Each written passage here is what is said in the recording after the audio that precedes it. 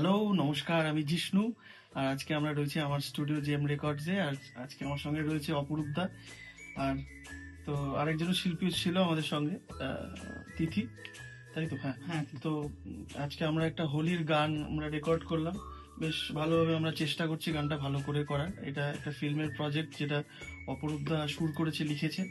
আর অপরূপ দা গাইবেও, প্লাস খুব সুন্দর গেয়েছে। অপরূপ দা গাইবে, টেক নেওয়া বাকি আছে।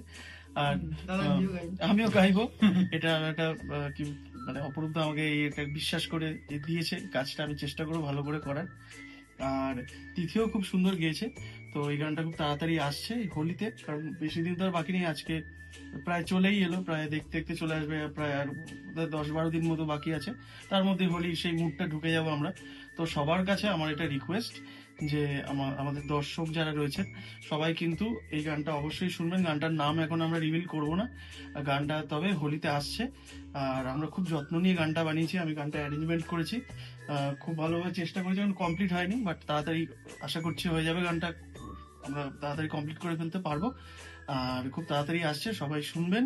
আর আপনাদের অনেক অনেক ভালোবাসা, আশীর্বাদ আমাদের এই গানটাকে দেবেন। নমস্কার।